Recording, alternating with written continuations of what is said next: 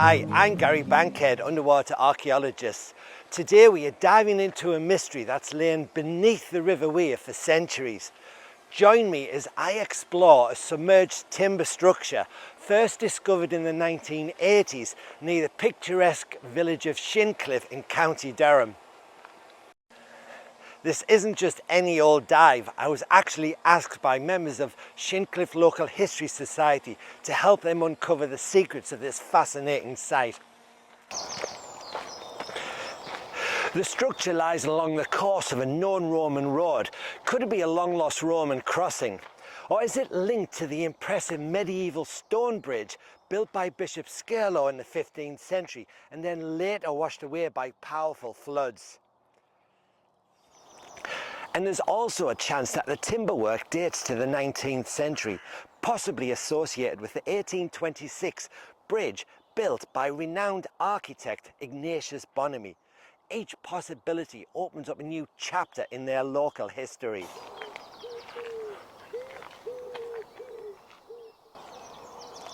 Over the last 3 years, we've undertaken 2 major investigations at the site, so we're now able to shed new light on what's been discovered. So grab your fins, hold your breath, and come with me on an adventure into the depths of our past.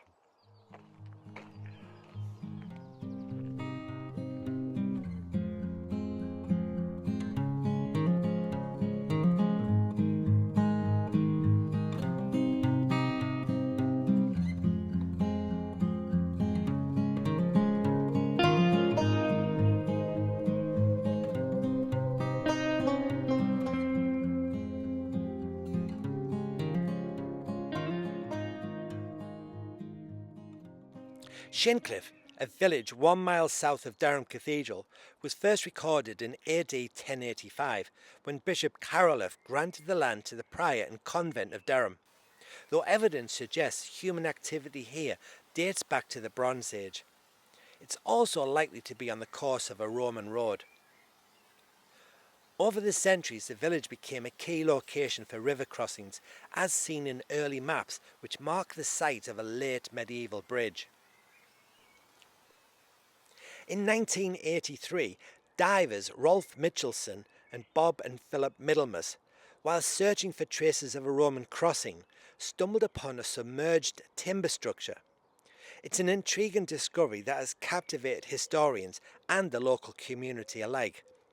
This drawing, made by the divers, depicts many horizontal timbers emerging from the riverbank at an unusually deep section of the River Wear, leaving us to wonder what its origins and purpose was. So this site may have been used as a crossing from as early as the Roman period, and it's very likely that a ford existed here. The earliest references we have to a bridge being constructed date from the 13th to the mid-14th century. And by 1385, the bridge had fallen into decay and a new one had to be built. And it wasn't until 1405 that Bishop Scurlow had a brand new 3-arch bridge built at this location at his own expense.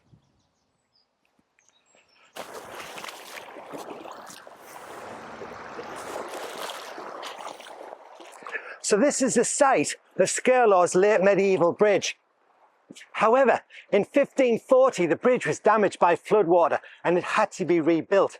And then, on the 17th of February, 1753, a violent flood damaged one of the piers and the 2 northernmost arches collapsed into the river. The bridge was repaired in the summer of the same year. And I.S. Muller's engraving captures the extensive damage caused by that floodwater.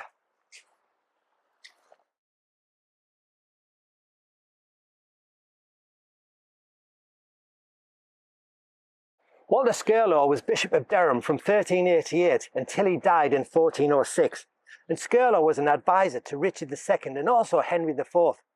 During his time of office, he commissioned enhancements to Durham Cathedral, which included the cloisters, and also contributed funding to the building of the central tower of York Minster. He also built other bridges at Bishop Auckland and at Yarm. So by 1824, the old bridge was considered just too narrow. And because of the weakened state of its foundations, especially as they were lying on shifting sand and gravel, County Surveyor Ignatius Bonomi was commissioned to design and build a new bridge. And that bridge is the one that we still use today. The artist Joseph Bouet visited the site in 1824 while foundations were being excavated within a cofferdam, and his depictions of the scene show the old bridge in the background. Bonomi's new bridge was completed in September 1826 at a cost of £7,056, 7 shillings and 5 pence. In June 2023, I undertook the first reconnaissance dive in the River Wear at Shincliffe. The location was no ordinary stretch of the river. It was a mysterious bowl-shaped depression in the riverbed, unusually deep and shrouded in darkness. This was the exact spot where the long-lost timber structure had been reported. As you will see, it was really dark beneath the surface, making a torch absolutely vital. I wore a full face mask, not just for safety, but so that I could speak and share my excitement with you as I explored this eerie, submerged world. So here we are at the bottom of the pond.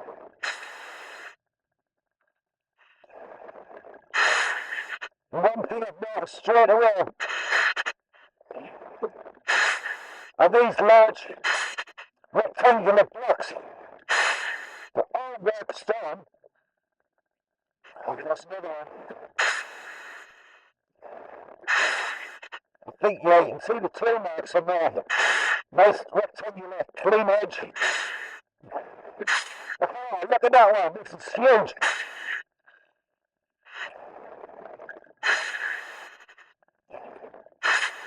See the tool marks, the chisel marks there. That's a big old lump of stone.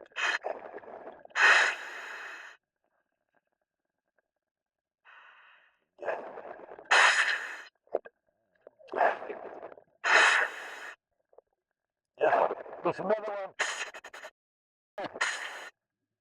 I'm starting across the riverbed. Nice clean rectangular edge. There's a thinner longer one. Look at the tool marks. The stonemason are taking absolutely hours and hours to produce blocks of work stone like that.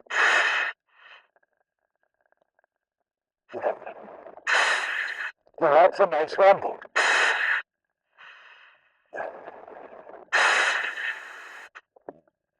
It's got a really interesting right-angled cliff. I hope you can see it.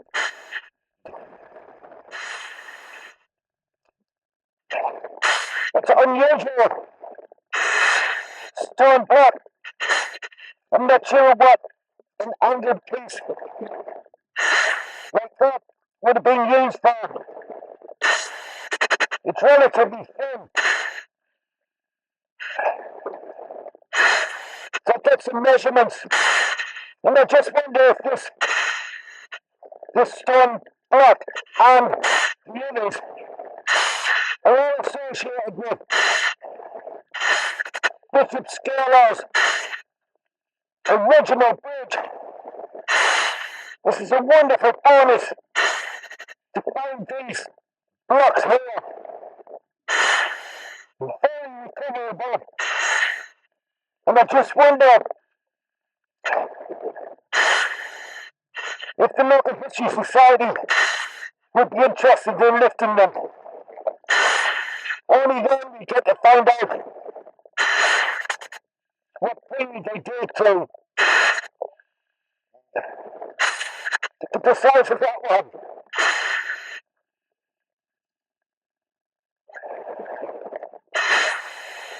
Some lovely clean angles.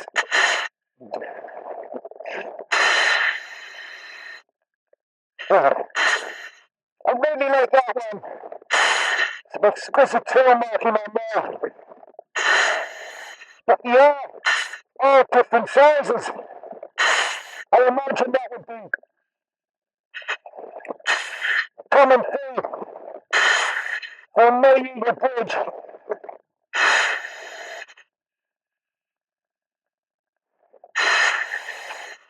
So this piece of work's done. It's relatively long and narrow.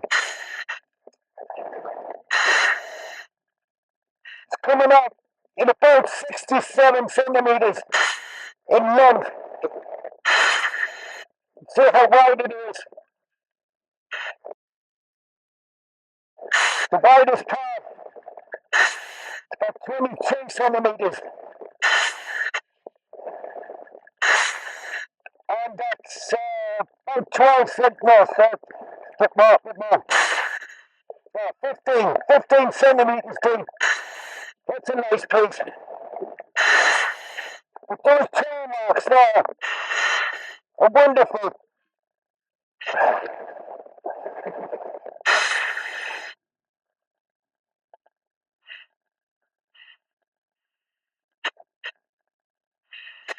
So this is the fascinating work stone. It's a long rectangular block, but with an incredible right angle put into it. I'm not sure of its original, its intended purpose. To quickly measure that one.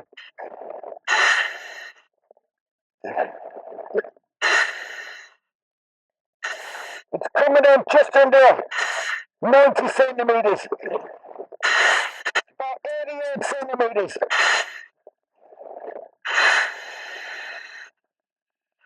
About 23 centimetres wide.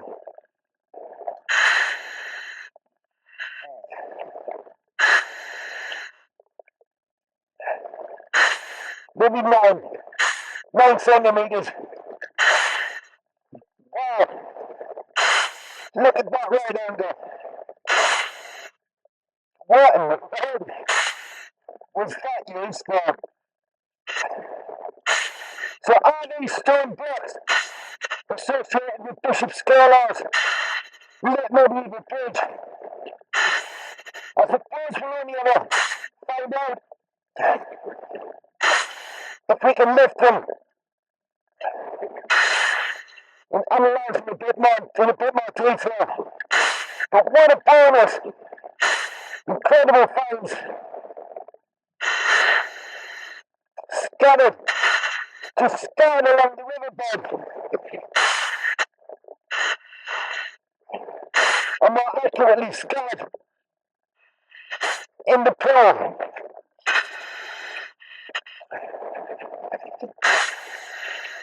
Now this is unusual. Very sharp timber. It looks like it could be associated with the timber structure.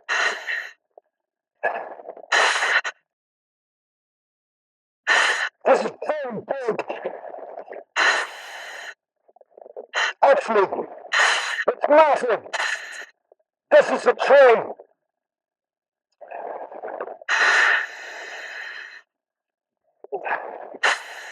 Yeah, definitely a train. A train that's collapsed into the river in more recent years.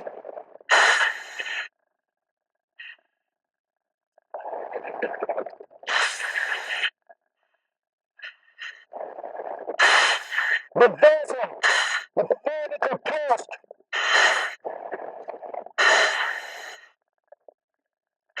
vertical post has to be part of the original timber structure. As you can see, it stands badly decomposed.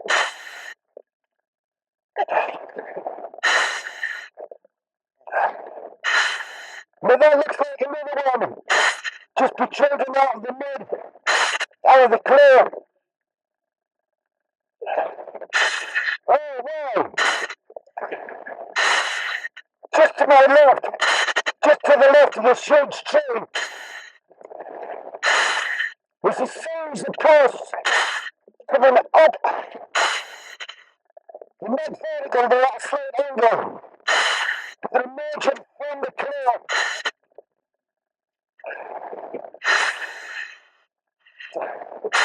Oh, there's a whole load of them. They're through anyway. Oh, right. You can see how they rode it to a point. Another one there coming out horizontally. Well, we may be able to get a big enough sample from this to date it. Certainly where it's going into the clear bankside. I just set my torch down. I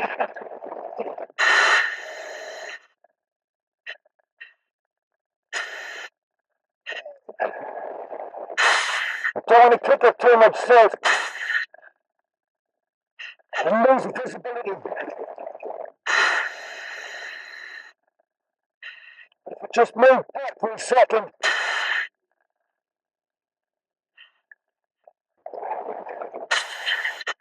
See the three posts side by side. One to a point through erosion. Oh wow, these are incredible.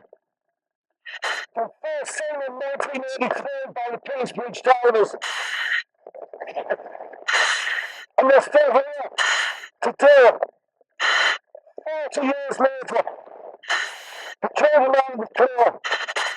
And for how much longer? You can see how they've been sharpened into a point by the action of the erosion, the mechanical damage of the river, the microorganisms eating the wood, the timber. But down there, right at the base, I think we may be able to get a tree sample.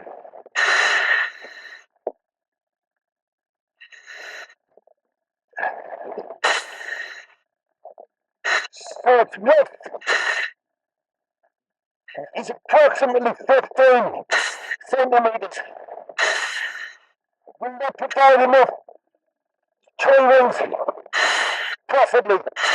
Possibly.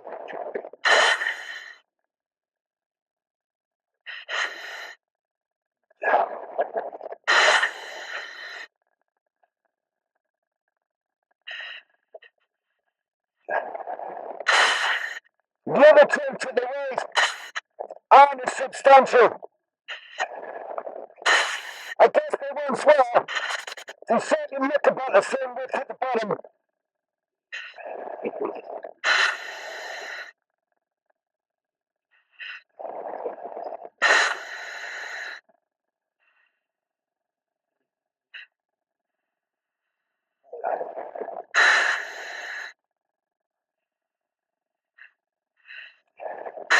Yeah, about the same sort of width there. 15, 16 centimeters. But badly eroded. And that's not surprising, given the floods they would have been exposed to over the decades, perhaps centuries. So standing adjacent to the chain to the pull upstream is another vertical post. It's like going down into the clear, into the riverbed. But that one is badly corroded. I imagine in another 4 or 5 years, they'll snap off and it'll be lost. Behind that, we've got other wooden beams of timbers coming out. And that's a really unusual one. It's almost as if it's a plank.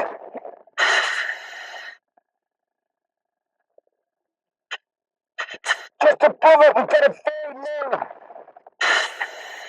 horizontal single timber. It certainly looks big enough to get some dendrodating material from. Take quite a lot of soil, by the way.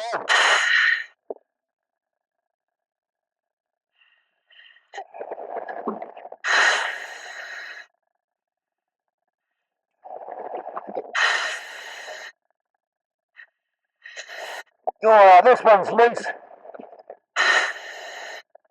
Oh, look at that. That is... It's a wooden plank with saw marks on.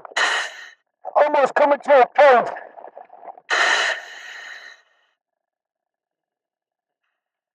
It's not really a big enough sample to get any trail runs from.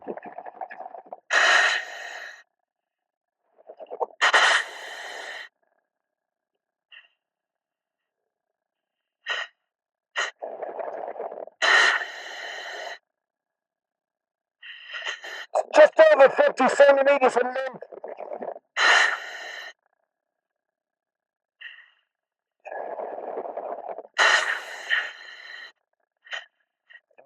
I've got 18. It's relatively thin. Nice clean edge there.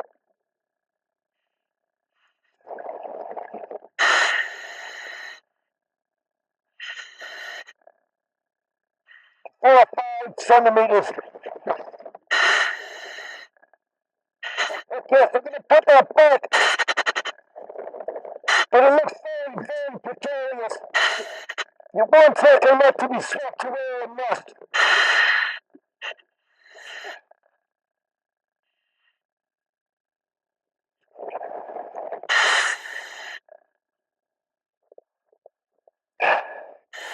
Wow, that was incredible. Here we are just 30 or 40 metres downstream from the side of the medieval bridge, lying in the deep pool. There's work stone blocks, huge bodies to find them. They have to be from that time with the late medieval bridge. An incredible bodies, I'm so pleased to have found them. But the timber structure, that is decaying. There isn't a lot of it left. And I think that huge tree, if I just turn the camera around, you'll see how that relatively steep bankside, it must have given way. A tree must have come crashing down from that canopy. And it seems to me that huge tree just lying, it's crashed down right on top of the structure. Maybe it's helped protect some of it. Maybe it's damaged some. We'll never know. I'm incredibly excited to come back with a saw if we can. If it looks like it's going to be worthwhile, and get some samples so we can do that dendrodating. Absolutely incredible. It really is. It really is.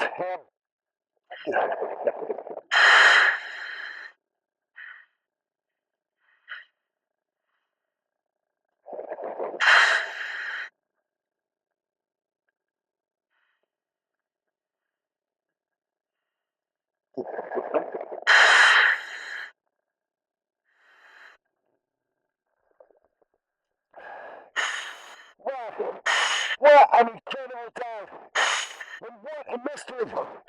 The big question is, just how old is that submerged timber structure?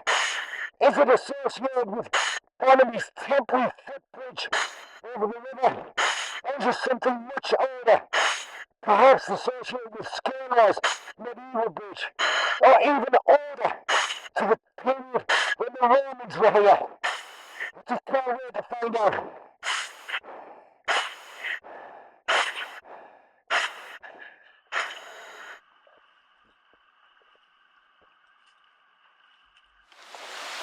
So here we are, a full year later.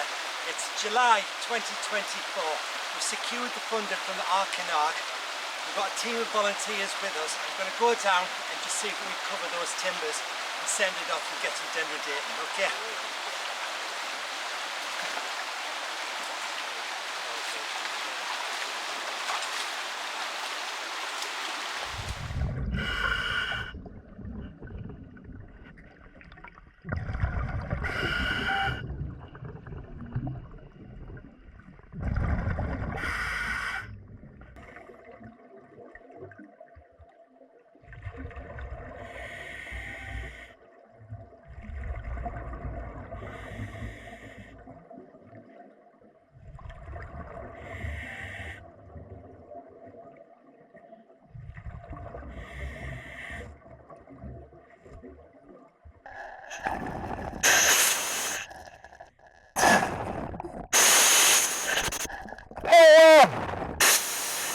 How low has the tooling at the bottom of this place been preserved?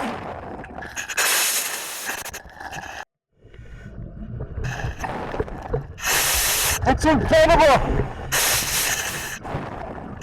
I've never seen anything so well preserved.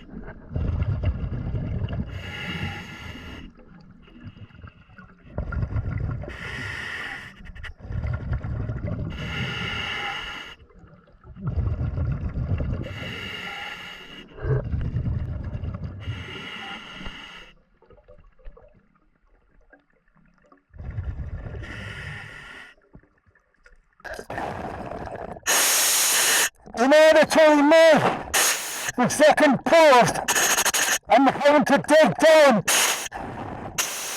into the compact clay with my bare hands. It's very quite deep.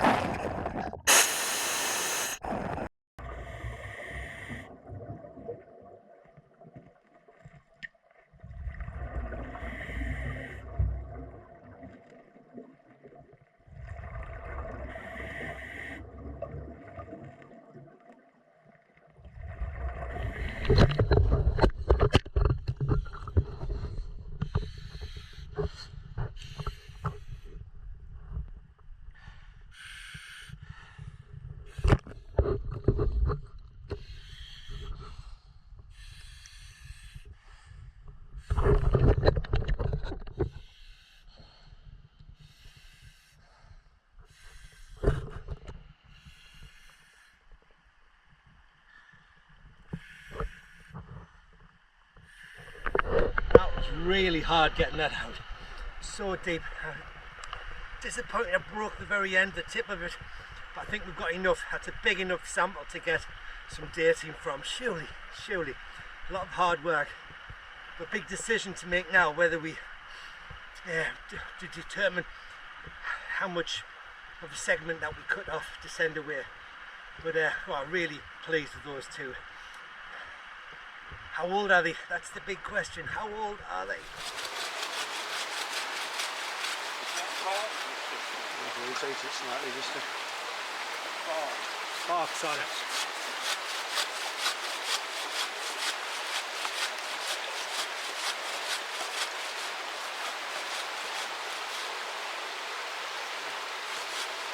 We go down to the stairs.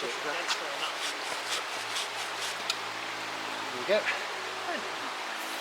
A bit for the camera. Well, I would certainly get it.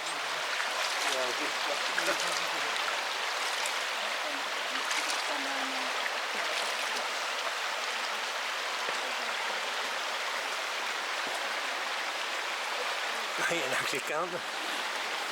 Oh, look at that.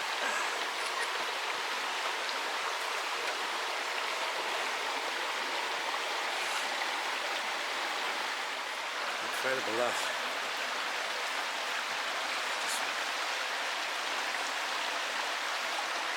So is that, do you think that's been an axe to get those?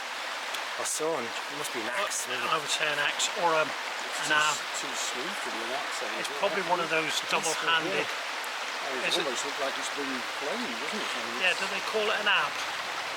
The thing that they has two handles you draw it Adze. on. An adze. Adze. Something like that. An adze.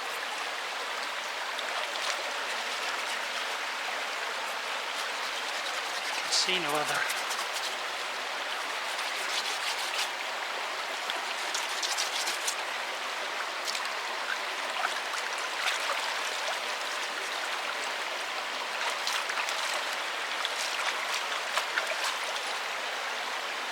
Look at that. That's incredible. Wow, what an incredible dive that was. Can't believe the level of preservation of those two timber posts. The first one, I think when they sawed through it, there's enough tree rings in that one to determine what period it comes from. But the second one was even bigger in diameter, and I counted 21 different tree rings, and I just hope there's enough evidence there to tell us once and for all how old this submerged timber structure is. But what a bonus, that sharp pointed end at the bottom of that post that had been rammed, hammered down into that compacted clay. You could see the tool marks in there, and that was just, wow, what a huge bonus. So I'm over the moon for Shincliffe Local History Society. Those timbers will be sampled and then shipped off down to Gloucester to be dated, and then we'll know once and for all exactly how old the structure is, and I can't wait to find out. So I'll let you know as soon as I find out. Unfortunately, we've had a little bit of bad news because there wasn't enough tree rings in those post samples that we recovered to calculate its date. So I've been asked by the group to come back down and have a go and see if we can get that large horizontal timber out. That one must have enough rings. Anyway, it's going to be a tough challenge. A lot of hard work. I imagine being underwater for quite a while, but I'm going to give it a go, and let's see if I can get it out, eh? Try again.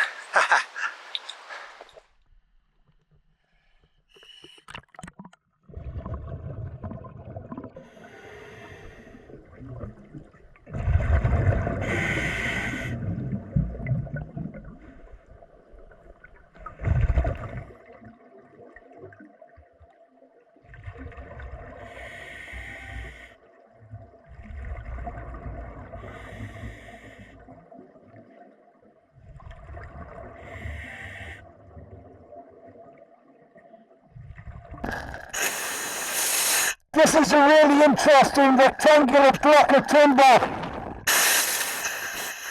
You can see how it disappears horizontally into the bankside. It looks like a different type of wood to the vertical posts, which we know are iron.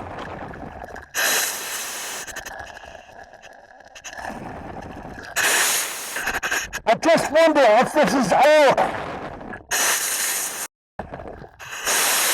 You can clearly see a series of tree rings. I just hope they're sufficient to date it.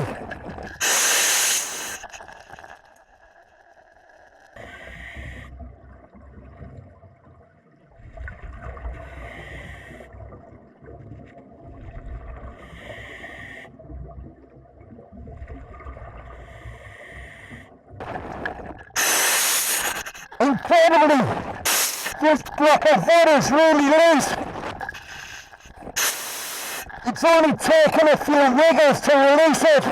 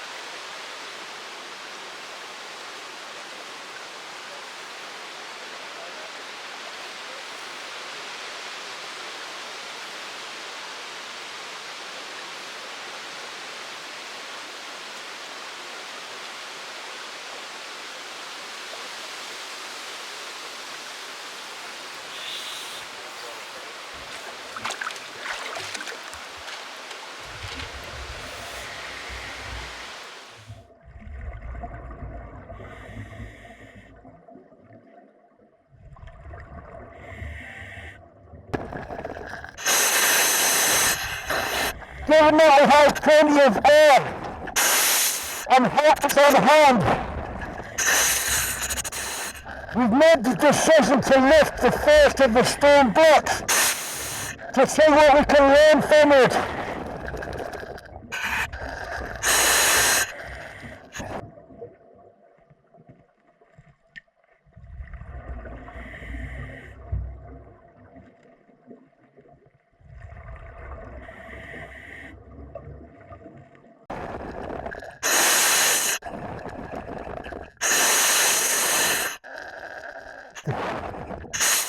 It's hard enough for me to lift by hand, but the strap and a hole from the surface team should help.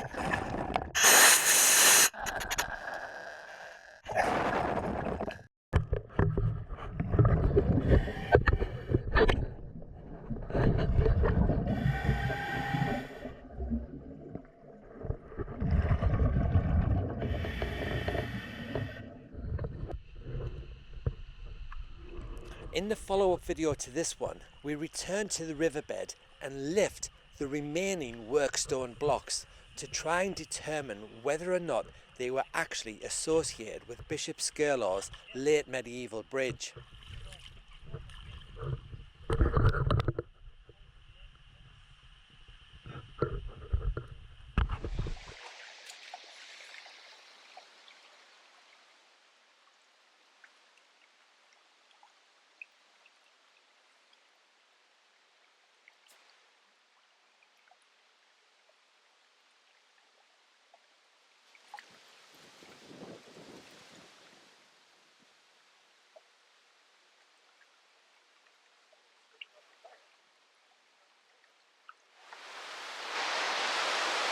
Wow, what an incredible time that one turned out to be.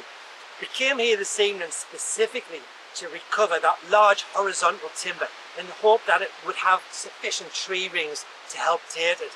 But incredibly it's gone, it's been washed away. The only thing that survives today are those 4 remaining vertical posts, and we believe those are elm. And it just shows how fragile this site is. It's almost disappeared, lost to history. As a bonus, however, I was able to identify that rectangular block. I could tell underwater that it was timber, but I was surprised by how short it was. It was almost like a house brick. Nevertheless, when it came out, I could see the tree rings here. And actually, I think that is oak, and that may be way better to help us date it. So we'll get that sent off. Hopefully we'll get a better response from the dendrochronologist. If not, plan B will be to take samples that we can carbon date. So we're still hopeful we should be able to get some dating for this specific site.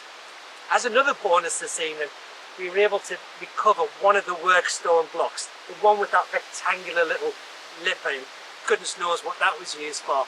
And we're going to get that up to Durham Cathedral, let the stonemasons have a look at that, and hopefully they can help determine what it might have been used for. Pretty sure it was part of Skirlaw's original bridge. So that's it. It's been an enjoyable evening, not as successful as we hoped, but we may still have the answers. Anyway, that's it guys. I'll give you an update as soon as we hear back from the dendrochronologist, and keep it informed, eh?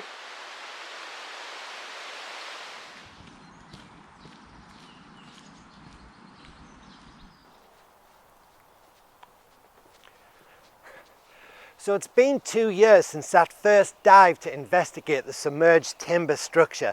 Now I've returned to Shincliffe to meet Shincliffe Local History Society member Towan Hancock, who has just received the radiocarbon dating results from the Chrono Centre at the Queen's University in Belfast.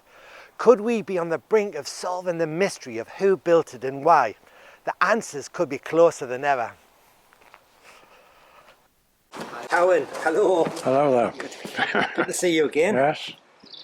Now, it's been a few years since this project started, and I'm quite excited because I understand you've received the result for the carbon dating. Is that right? We have, yes. So, you want to hear the answer? I do, Right. I certainly do. Well, the answer is that from this section that we got dated, the median date 1838 plus or minus 20 odd years. So that means 1816 to 1860. Now, this means that it's a question of trying to trace what was going on at that stage. We know that the assembly of timber posts that were driven vertically into the riverbed and horizontally into the river bank were made of elm. This sample was of elm, a wood commonly used for work underwater. So what was happening in that time? We know that Bonomi let 3 contracts in May 1824. The first one as County Bridge Master was for the building of the new bridge, which is the current one. The second one was for the demolition of the old bridge, Bishop Skirlaw's bridge, the medieval bridge. And the third one was for a temporary wooden bridge. Now this contract was let to a joiner from Durham called Howe. His tender was for £143, which seems remarkably cheap. It worked out at about 13,500 in today's values. So it doesn't sound as if it was a terribly elaborate bridge. The difficulty is we have found no plans of where this bridge was, no more records than just the contract. So the date that's come back from the carbon dating does make it sound as if it probably was related to the temporary bridge. It was only about 4 meters wide. It was about 22 meters down from the medieval bridge and about 50 meters up from the present bridge. So a logical position in which to put a temporary bridge just to tide them over for a couple of years while the new bridge was being built. The date ties in very neatly with the contract because the contractor was unlikely to have used seasoned wood. They're just posts, undressed posts, remains of bark in some places, and just sharpened by hand. Looks like adze marks to actually create the points. So it does look, the balance of probability is that this has come from the foundations of the of this temporary wooden bridge. That's amazing. Right. That's a really wonderful piece of detective work all round to come up with that theory. But as you say, on the balance of probability, I agree with you, and it's hard to think of what else it might be. We can clearly see from them early paintings of the Bishop Skirlaw's late medieval bridge in the background. You can see the coffer dam of the new bridge being constructed. So are you saying that this wooden bridge was essentially in the middle of those? Yeah, it was, as I say, it was a bit higher up, closer to the medieval bridge than the new bridge. Yeah. But it would have had the, it's quite simple to have crossed that temporary bridge and picked up the route from the medieval bridge into the city. So it seems a logical sort of distance to sort of say, well, we'll build the temporary bridge 25 yards down from they're medieval. So you've convinced me.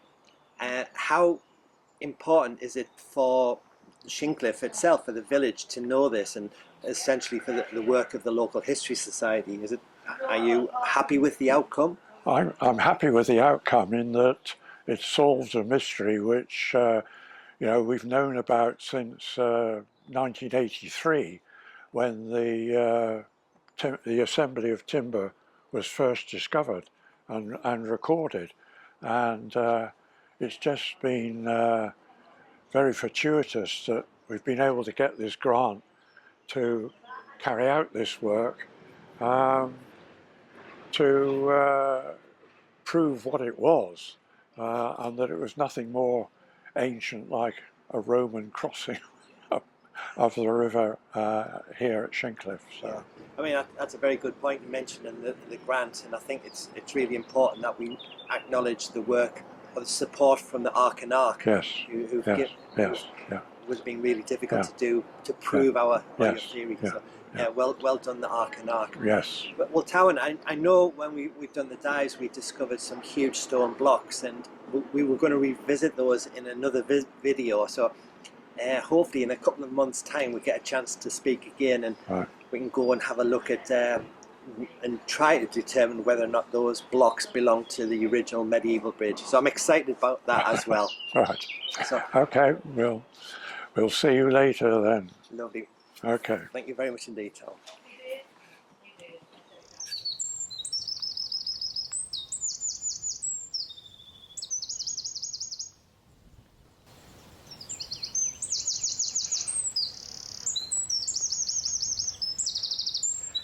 As the river winds quietly through County Durham, it still waters God's centuries of forgotten stories. But thanks to the dedicated Shincliffe Local History Society, one such mystery is finally yielding its secrets. With funding secured from the Architectural and Archaeological Society of Durham and Northumberland, researchers set out to investigate the submerged timber structure near the medieval Bishopsgirlaw's Bridge.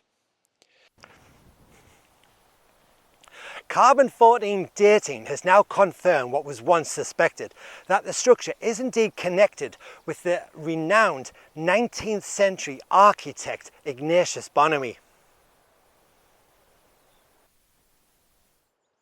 It's a remarkable link between past and present, a discovery that reshapes how we understand this historical landscape, and who knows how many other secrets lie hidden beneath the surface.